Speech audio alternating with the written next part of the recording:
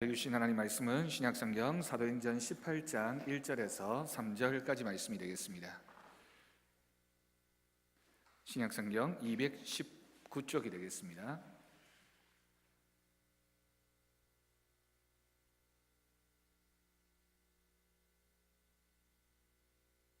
사도행전 18장 1절에서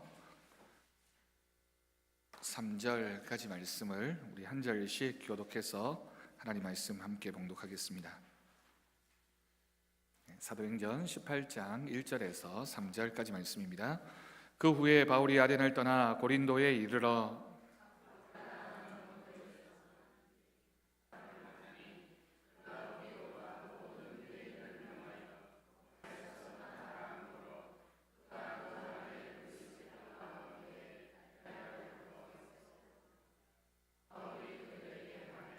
생업이 같음으로 함께 살며 일을 하니 그 생업은 천막을 만드는 것이더라. 아멘. 할렐루야. 오늘 말씀을 통해서 우리의 심령 가운데 한 주를 또 살아가는 영혼의 귀한 양식이 되어지기를 간절히 바랍니다. 새벽에는 겨울이었다가 오전에는 또 봄, 가을처럼 느껴졌다가 또 낮이 되면 또 여름이 된 것처럼 또 따뜻해지고 더워지는 게 요즘 날씨인 것 같아요. 여러분들 건강 관리를 잘 하셔야 될 것 같고, 또 이런 가을을 우리가 느낄 수 있다는 것도 하나님이 주시는 특별한 은혜입니다. 전 세계에 있는 사람들이 다 가을을 느끼며 사는 게 아니라 가을을 느낀다라고 하는 건 굉장히 특별한 경험이니까, 가을이 또 굉장히 짧잖아요. 이 짧은 가을을 만끽하면서 사시는 여러분들 되시기를 바랍니다.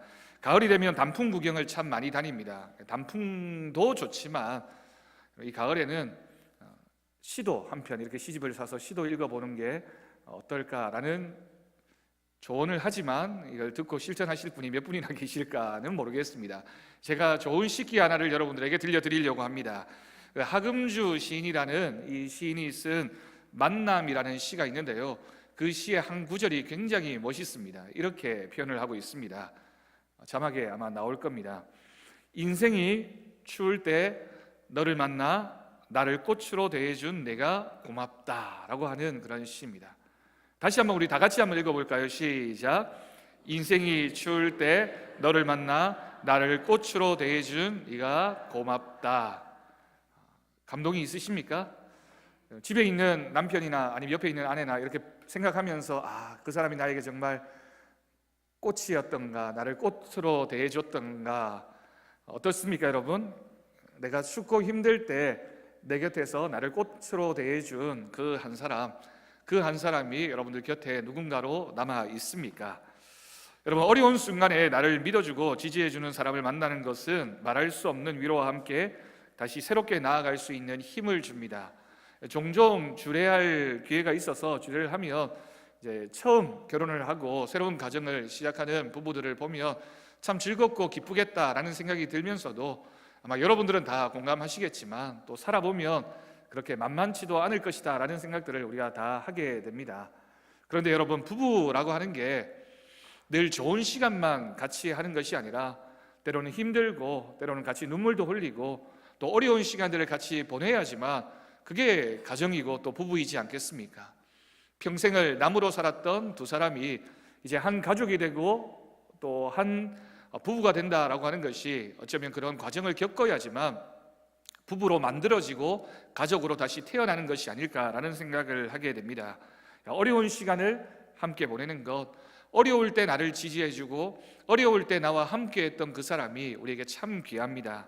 인생이 추울 때 너를 만나 나를 꽃으로 대해준 네가 고맙다라고 하는 이 구절이 우리 모두의 마음속에 서로를 바라보면서, 꼭 부부가 아니더라도 우리 주변의 성도들을 바라보면서 우리가 하게 되는 고백이 되어지기를 바랍니다.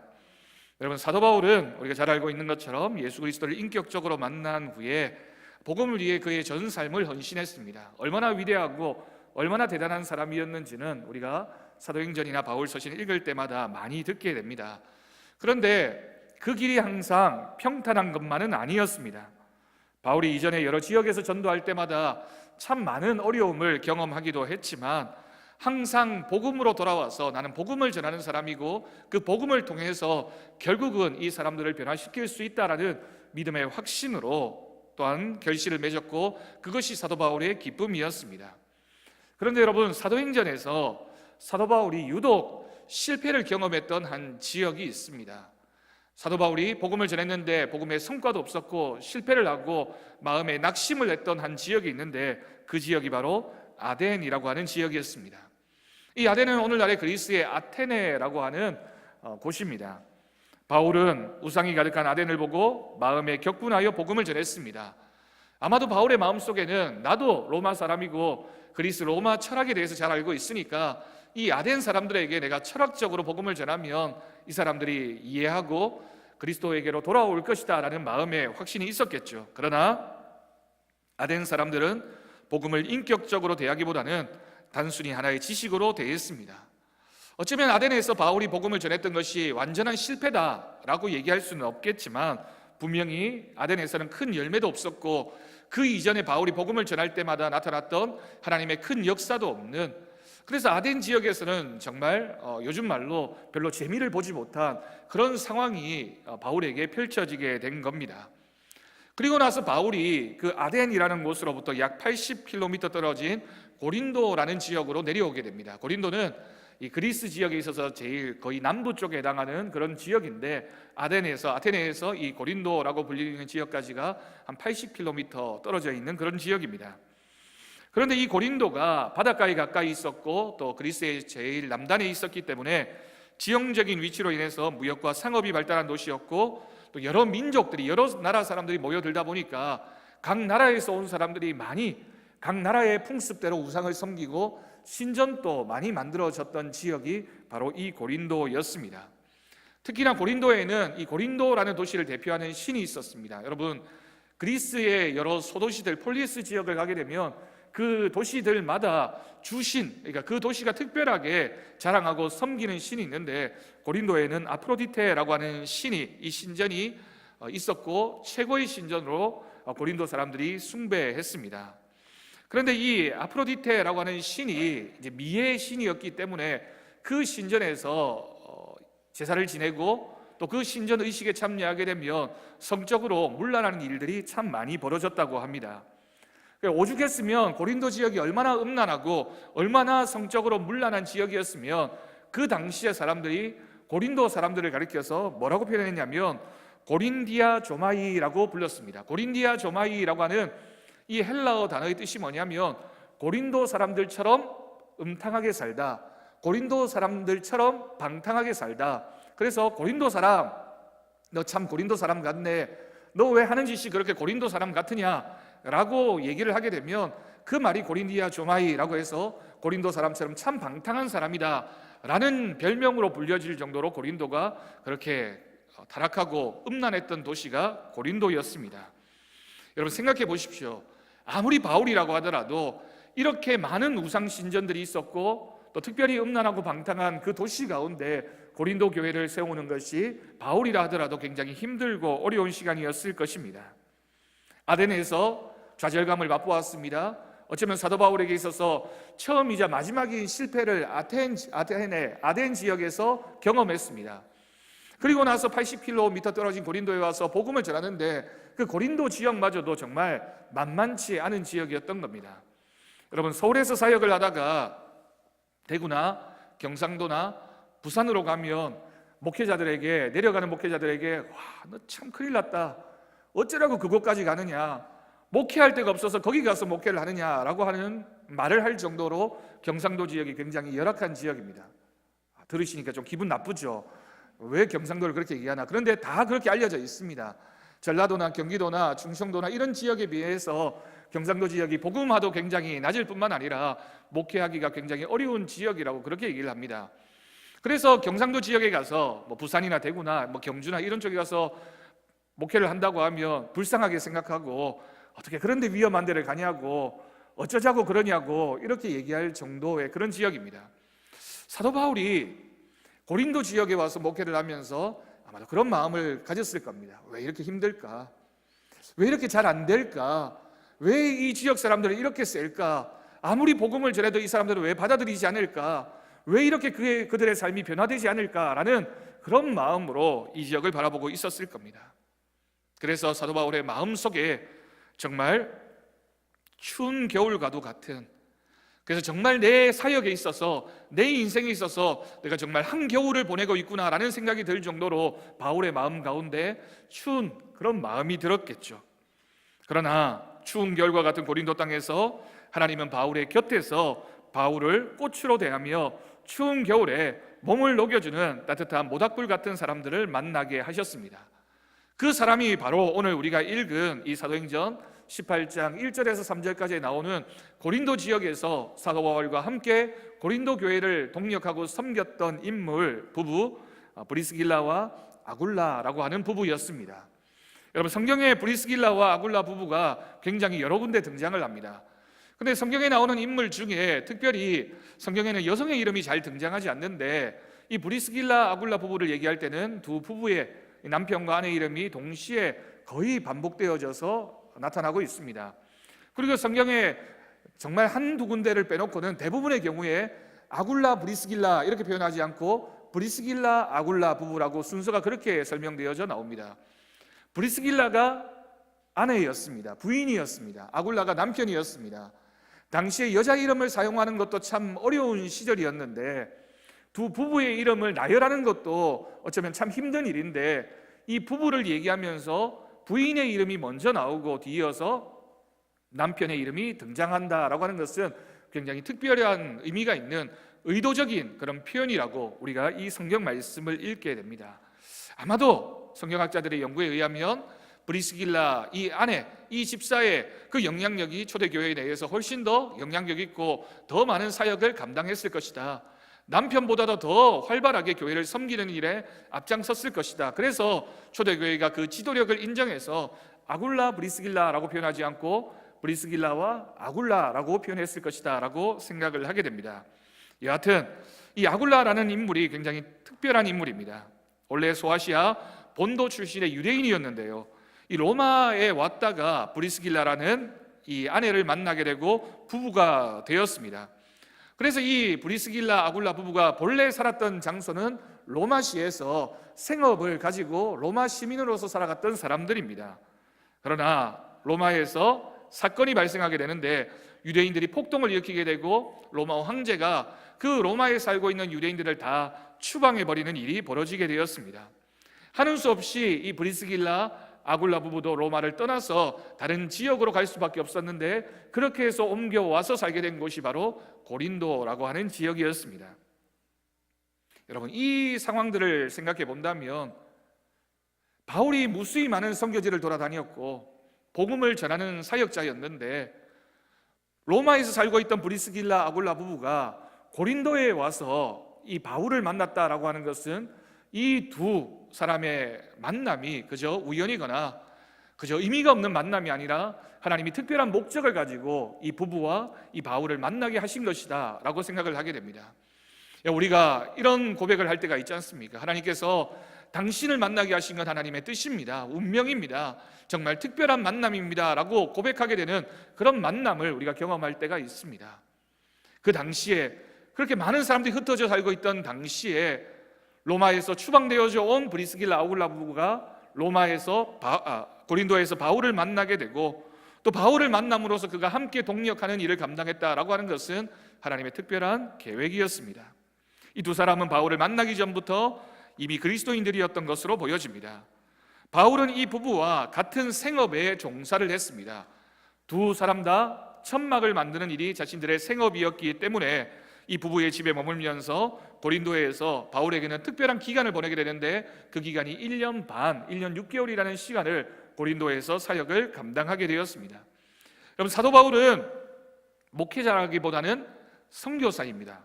선교사이기 때문에 한 지역에서 오래 머물기보다는 사역을 마치면 그 다음 지역으로 복음을 전하기 위해서 옮겨가는 일이 굉장히 많았습니다.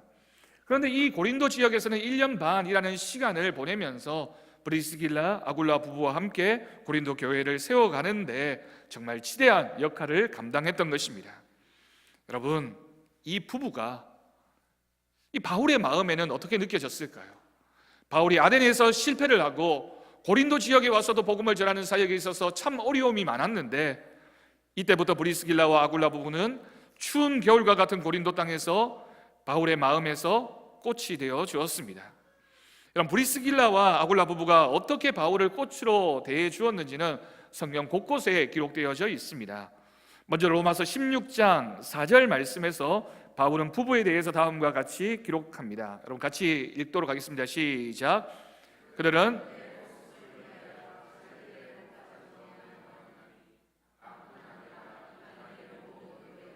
그들에게 감사하느니라.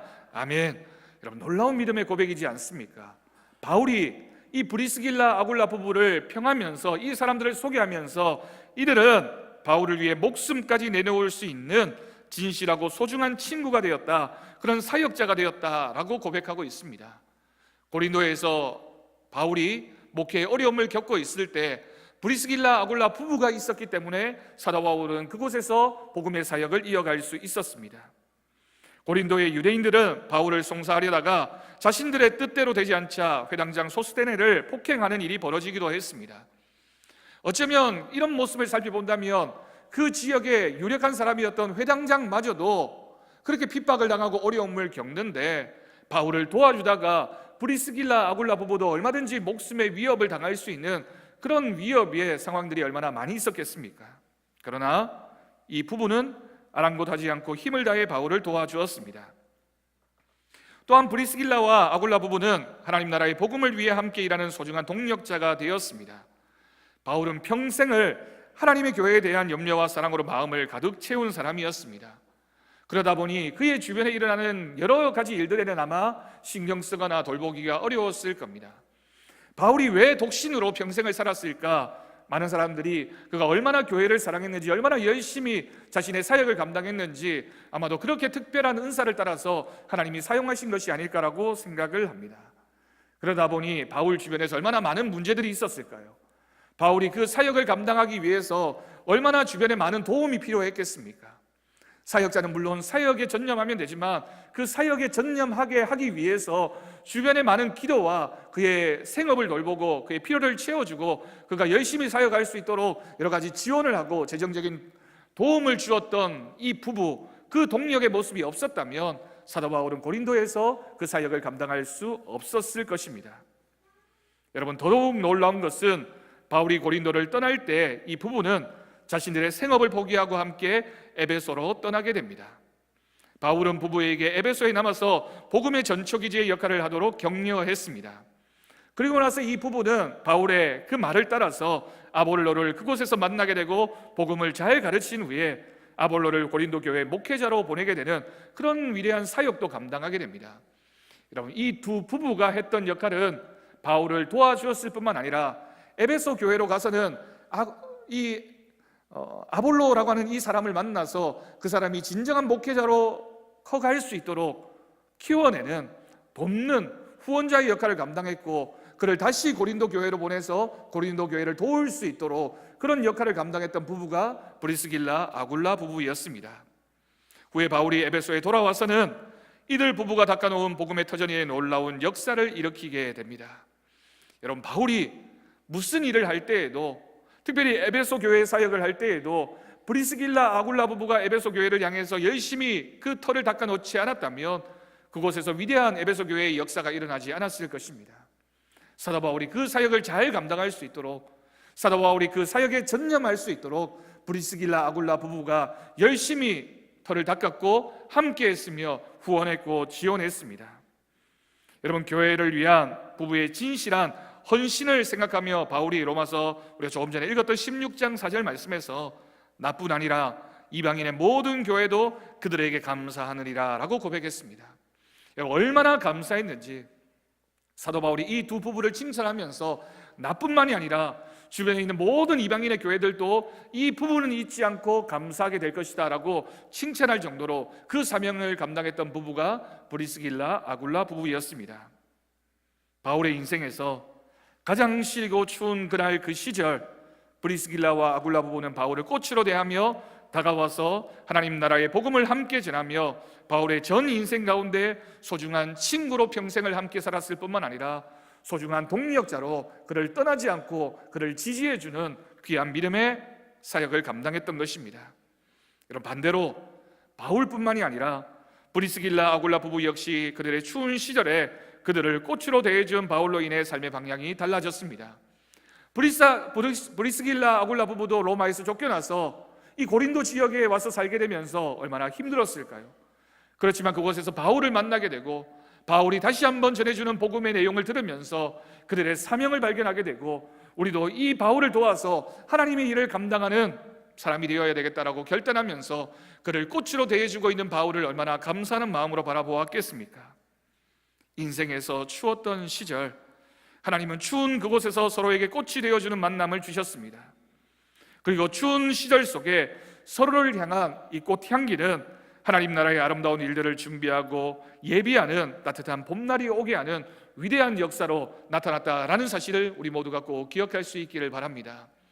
여러분, 이 이야기를 들으면서, 이 말씀을 들으면서 얼마나 아름다운 모습입니까? 한 목회자가 그의 사역을 감당하기 위해서, 꼭 목회자가 아니더라도 우리가 서로에게 주어진 사역을 감당하기 위해서 나도 그 사람에게 꽃이 되어주고 그 사람도 나에게 꽃이 되어주는 그런 믿음의 동력, 교류가 있을 때 하나님의 역사는 크신 능력으로 나타나게 될 줄로 믿습니다. 로마서 8장 28절 말씀을 보겠습니다. 그래서 사도 바울은 로마서 8장 28절 말씀에서 그 만남의 아름다움을 이렇게 표현하고 있습니다. 우리 함께 봉독하겠습니다. 우리가 알거니와 하나님을 사랑하는 자 곧 그 뜻대로 부르심을 입은 자들에게는 모든 것이 합력하여 선으로 이루느니라. 아멘. 귀한 말씀입니다. 사도 바울이 이 브리스길라 아굴라 부부를 생각하면서 정말 나와 함께 해주었던 사람, 나와 함께 그 동력의 일선에서 함께 나와 고난을 당하고 힘들어하고 아파하며 그러면서 함께 복음의 열매를 맺었던 그 부부를 향해서 하나님을 사랑하는 사람, 그의 뜻대로 부르심을 입은 사람들에게는 모든 것이 합력하여 하나님의 선을 이루어 간다라고 하는 그런 믿음의 칭찬을 이 부부에게 아끼지 않았던 것입니다. 사랑하는 성도 여러분, 말씀을 마칩니다. 오늘 나는 누구에게 꽃이 되어 다가갈 수 있습니까? 여러분, 누군가에게 꽃이 되어 본 적이 있으십니까? 아무리 추운 겨울일지라도 하나님은 바로 그때에 그곳에서 나에게 꽃으로 다가올, 그리고 내가 꽃이 되어 다가가야 할 소중한 친구, 동력자를 준비해 놓으셨습니다. 우리가 믿음의 눈으로 바라보면 내가 함께 해야 할 그 사람, 내가 섬겨야 할 그 사람, 또한 나를 사랑해주고 나를 인정해주는 그 한 사람, 그 사람 때문에 우리가 꽃이 되기도 하고 그 사람을 꽃으로 만들어주는 귀한 믿음의 역사가 일어나게 되는 것입니다. 바울에게 그러했던 것처럼 우리를 향한 하나님의 인도하심을 기대하며 우리도 이 교회의 문을 나설 수 있기를 간절히 바랍니다. 우리 주변에 있는 우리 사랑하는 성도들을 바라보면서 우리가 서로를 바라볼 때 나도 저 사람을 꽃으로 대해주고 또한 그 사람도 나를 꽃으로 만들어주는 귀한 믿음의 역사가 일어나게 된다면 여러분, 그 교회는 하나님이 기뻐하시는 하나님의 은혜가 풍성한 주님 때문에 행복한 교회가 되어질 줄로 믿습니다. 하나님의 사랑 안에 거하면서 서로의 꽃향기로 추운 겨울을 이기고 하나님 나라의 아름다운 봄을 함께 이루어가기 위해서 오늘도 우리 함께 이 가을길을 걸어가는 저와 여러분의 삶이 되어지기를 간절히 축원합니다. 기도하겠습니다. 하나님 아버지, 감사합니다. 바울이 그리고 브리스길라 아굴라 부부가 추운 겨울과도 같은 인생길을 걸어가고 있을 때 서로를 바라보면서 동력자가 되었고 서로를 꽃으로 대해주었을 때 고린도 교회가, 에베소 교회가, 그리고 그 온 지역에 하나님의 복음이 전해지는 귀한 믿음의 역사가 나타나게 된 줄로 믿습니다. 하나님께서 우리를 경주 항성교회에 보내주시고 우리가 이 경주 지역에 또 경주 항성교회에서 서로를 섬기는 동력자로, 성도로 만나게 하신 것 감사드립니다. 하나님의 특별한 계획하심을 따라 우리가 이곳에서 만났사오니 하나님, 우리가 이 교회를 섬기며 서로를 꽃으로 대하며 동력하게 하시고 이 교회를 통하여 하나님의 크신 역사가 나타날 수 있도록 이 추운 겨울을 이겨나가는 우리 모두가 되어질 수 있도록 하나님, 서로를 바라보는 믿음이 있게 하여 주옵소서. 사랑하게 하시고 섬기게 하시고 낮아지게 하시고 양보하게 하시고 우리의 개인적인 욕심들을 내려놓고 서로를 인정할 때 하나님의 크신 역사가 나타나게 될 줄로 믿습니다. 믿음으로 굳건하게 서게 하여 주옵소서. 감사드리옵고 예수님의 이름으로 기도드립니다. 아멘.